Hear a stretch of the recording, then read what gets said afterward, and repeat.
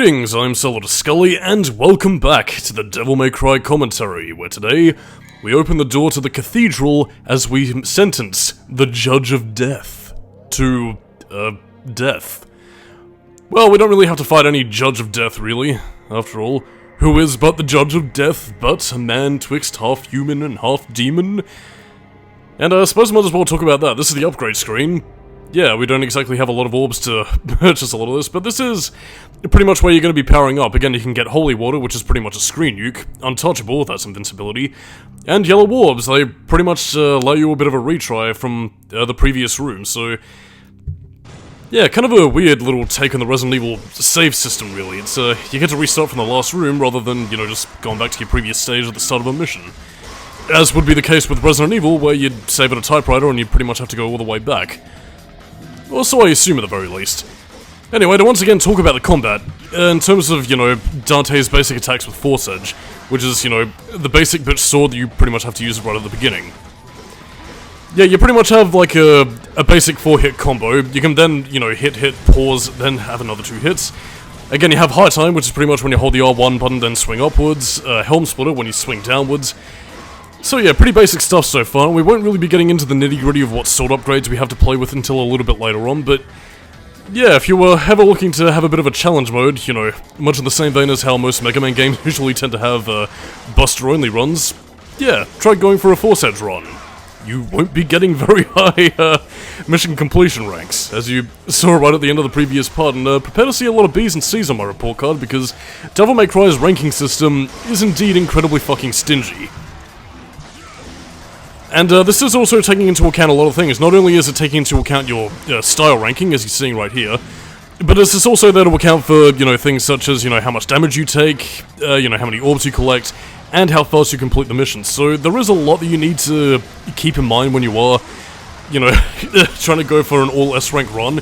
You don't get anything for it apart from a job well done and just a splash screen going, you're the coolest, but it's there if you want to complete it, but to be honest, I'm not really too plussed about it. I mean, I completed Dante Must Die mode, so that's pretty much enough for me. I've earned my medal. I've gotten Super Dante. I'm not using him for this run, you know, unlike a certain Keegan Stormblade I know, who, to my knowledge, still has yet to play through Devil May Cry 2 and the Devil May Cry reboot, so who knows? Until he completes them, I will continue to laugh, until my tongue runs dry with the parchment of 1,000 dead Sanskrit languages. A portrait of a middle-aged man. A man in sprightly youth. By the way, that doesn't have anything to do with a puzzle like the Resident Evil one, it's pretty much just there for ambiance. And speaking of ambience, it is one of the biggest attraction factors to me with Devil May Cry, but not that we can really talk about it now, because now we have, well, a certain infamous sword that I wish returned later in the series, but didn't. Alastor, a sword that is actually technically alive. And as we're going to be seeing right here, yes, she speaks to you. For Alastor is the Judge of Death, as you will soon see.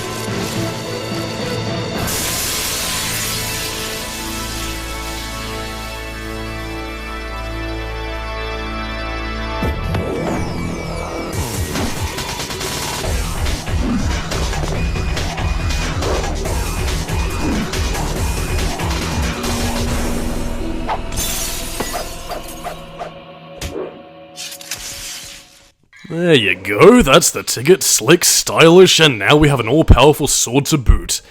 Very short cutscene, but, you know, one that displayed Dante's coolness, didn't overstay its welcome. I mean, God, if it was fucking Devil May Cry 3, we would have had like a 5-minute long fucking acrobatic stunt sequence with Dante going, woo, yeah, chimichangas, jelly and jam time, whoopee. Whew, that's a little bit too negative. I want to reiterate, I don't hate Devil May Cry 3, but, well, let's just say that after 2, the games became very, anime, for the lack of a better phrase, and, not always in the best way possible, but in the meantime, though, what Alastor grants us is, well, I mean, on top of, you know, being a little lightning power-up for our sword, well, it also grants us, new abilities. Yeah, any abilities you purchase with Alastor, you can't technically get as Force Edge, despite them controlling the exact same, so, yeah, not really too much to talk about, except for this interesting thing, records of harvests and births.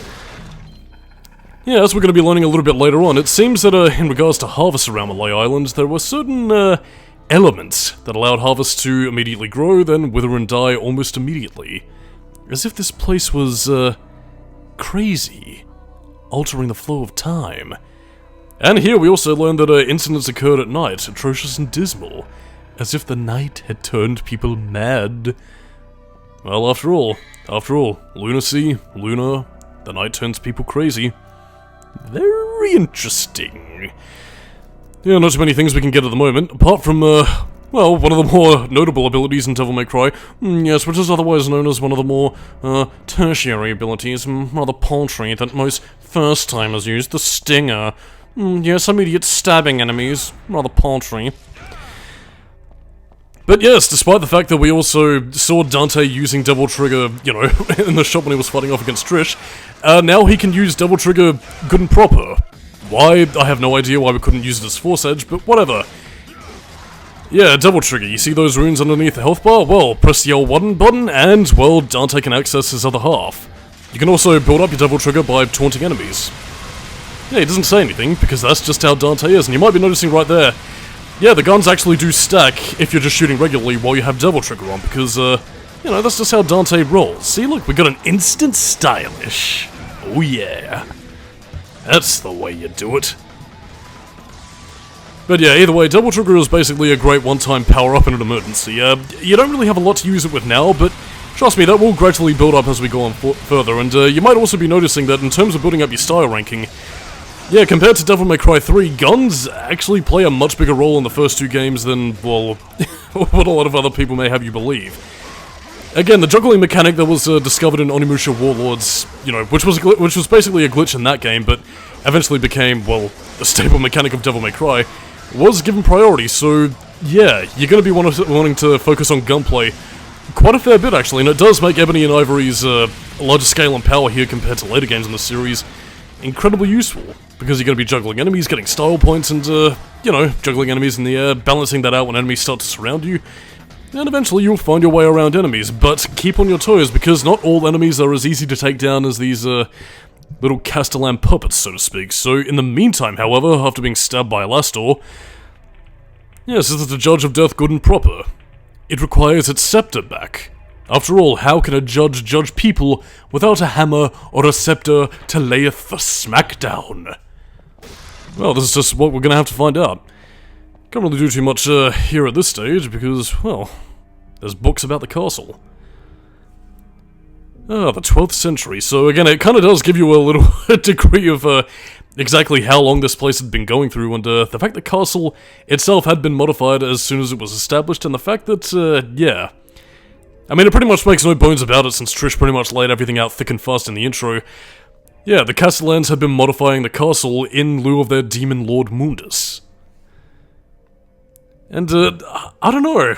Like, I mean, I guess this does sort of give you shades of, you know, the...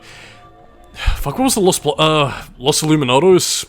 I can't quite remember the name of the village from Resident Evil 4, but basically, yeah, that little Spanish village that had everybody worshipping, you know, Salazar and, Ramon? Salazar and, Lord Sadler, I think his name was? Fuck it, I don't know, Resident Evil 4.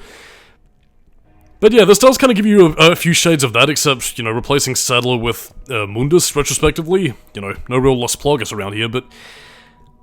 Yeah, it's these sorts of, little bits of, you know, mythology sprinkled here and there throughout Malay Island. It is obviously a leftover of Resident Evil, and I fully accept that. But to me, it does really help in making a lot of these settings not only feel lived in, but also making the first Devil May Cry game feel really atmospheric, and it does sort of follow in the same sort of, you know, sober, gloomy tone that, you know, its source material, the Divine Comedy, very much had. Like, again, like, to give an example, you know, throughout the Divine Comedy, Dante will be following Virgil all throughout, you know, Hell, the Forest of Death, whatever, and he's, like, you know, he'd be going, "Oh, Master, what is that man over there?" And, you know, Virgil would explain what these people were doing there, what their crimes were, and, basically why they were being made to suffer as Dante traverses through Hell to find Beatrice. Yeah, which, I mean, again, I suppose since I'm currently on a bit of a Divine Comedy tangent, yeah, obviously some of the characters in the game were based on, Divine Comedy characters. Dante, his brother Virgil, you know, obviously Dante Alighieri, and of course, the poet pagan Virgil, who, well, wasn't Dante's mother in the original tome. Beatrice, obviously being a stand-in for Trish, Dante's mother Eva being a stand-in for the Virgin Mary. And, rather bizarrely, Mundus, well, that's a little bit more tricky to pin down, because, Mundus' role is, well, to put it in brass tacks, it's basically God, in this game, so yeah, I suppose that might have been part of the reason why Hideki Itsuno later said that, oh, there's no heaven and angels in the Devil May Cry mythos, but just humans and demons. I don't know, quite strange, but whatever. But yeah, Mundus is a bit of an odd duck, really, because it was based on both, you know, God from the Divine Comedy, and as well as a bit of Roman mythology. I don't know whether it was a god of a king, but I think the name Mundus was derived from something from Roman mythology, so yeah, a bit of a mishmash here and there, and yeah, the cathedral, which is where we're heading towards, is basically, yes, a strong heart will come. And it also has very changing architecture. Quite curious and mysterious, as a Reaper offers us the key to our next room. Ah, well, I'm sure we got nothing to worry about. And, right through there is, in fact, the room where the Judge's Scepter lays, but we cannot reach it. Oh, Dante, I guess he's brushed up on enough reading for one day, so onwards and upwards. So, do we have any more puppets to fight? No. It's quiet. We use the rusty key, but we don't get an option to keep it. UI from Resident Evil being improved upon. Oh dear, more fighting. Yeah, by the way, I probably mentioned this before, but fuck it, might as well say it in a bit more clarity. Yeah, when you have an empty, Devil Trigger gauge, basically you can use the taunt and have that replenish your gauge, and, it doesn't affect your star ranking 20 degree, at least I don't think so, because, yeah, actually, yeah, it would have been Devil May Cry 3, yeah, in Devil May Cry 3 onwards, you do actually use that to improve your star gauge, because, you know, taunting your enemies like a cheeky little bitch, you know, and obviously, oh, he's so cheeky, he's taunting while in mortal danger. Yeah, it's, yeah, it doesn't improve your star ranking, so don't use that to try and cheat the system, because otherwise, well, you ain't gonna be doing much goods. So yeah, in this game, it's purely there to refill your Devil Trigger gauge in lieu of White Ores, which will be introduced in Devil May Cry 2, that would replenish your gauge. So in the meantime, however, yeah, let's get the shotgun a little bit of use. By the way, pointless fun fact, and was once again a bit of Hideki Kamiya's, you know, action movie influence. Yeah, he wanted Dante to shoot the shotgun one-handed because he liked that scene in Terminator 2 where Arnold Schwarzenegger did it. So yeah.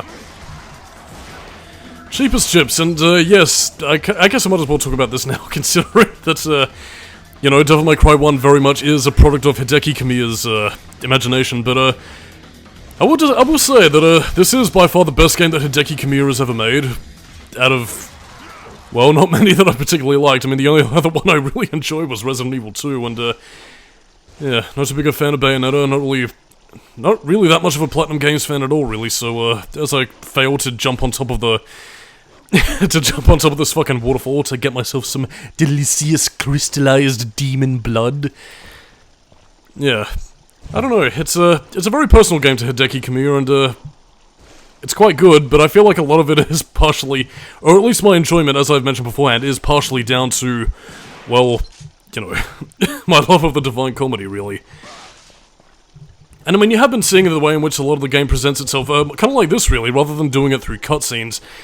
Again, it's very sort of, again, it takes a lot of that Resident Evil search and exploration aspect, but it also has a lot of sort of mystical qualities about it, like the way in which the dialogue is utilized, the way in which, you know, it's like, I am the lion who requires the pride of the lion in order to test your courage. Prove to me your power and then you shall see my ultimate form. You know, that kind of thing. It's done very quietly, it doesn't really boast a lot of its cool factor, and really, when you get down to it, Devil May Cry 1 just feels very... I don't know. Again, I'm using the word atmosphere a fair bit, but honestly, there's no other way to really describe it. Its atmosphere really does clue me in. The combat system, for as basic as it is in a very Neversoft Spider-Man kind of way, it works for what it is, and quite frankly, I don't know, there's a lot of intriguing facets to both the combat and how it utilizes both swords and gunplay. It doesn't favor one or the other, so again, you get a good balance of utilizing your weapons rather than just, you know, focusing on swords, you know, doing a flip off the wall and then using taunts just to put up your star ranking. There is... I don't know, I mean, I guess if you want my thoughts on Devil May Cry, well, first of all, I have a review completely detailing them in much more clarity than what I am delivering here, but on top of everything else, it just has a much better balance between all the elements of puzzles, exploration, and, well, combat, really. And it handles each of its systems very interestingly, and as a result, it really... God damn it really just sort of goes to show how fully formed Devil May Cry came right out of the gate, and why it left such a big impact in 2001 that it did, and... That's not to say that I find its sequels to be vastly inferior to this one, because they are quite solid games, even as far as into its 5th entry, but... Yeah, not a lot of the other games really impressed me beyond this one. And I say this as someone who was impressed by Devil May Cry 2 for not being as bad as I was led to believe. Again, much to fans' chagrin, so sorry, other statue guy, we'll take the Staff of Judgment. And just be on our merry way. Don't really have too much else to worry about at this stage, so... Fare thee well, Stankus, Staff of Judgment man.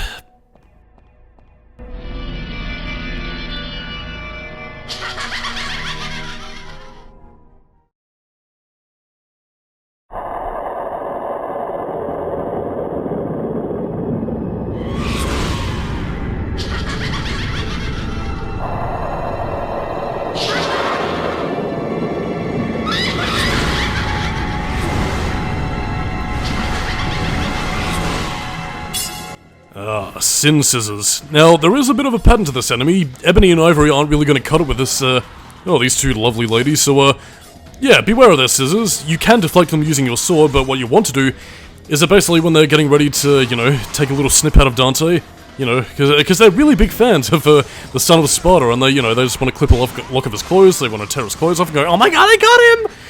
But basically, just, you know, strike their scissors, and when they're left prone, use a shotgun blast, and...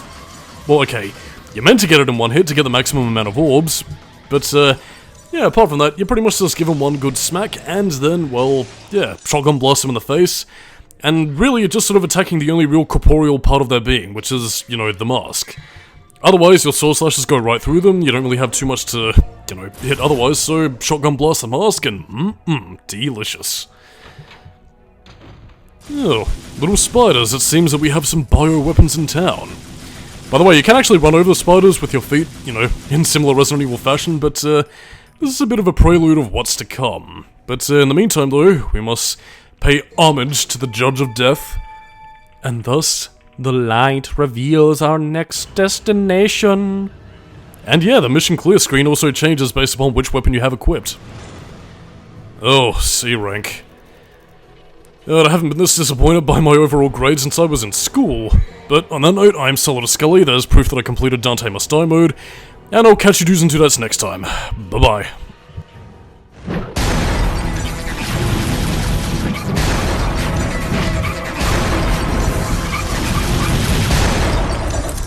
Let's rock, baby.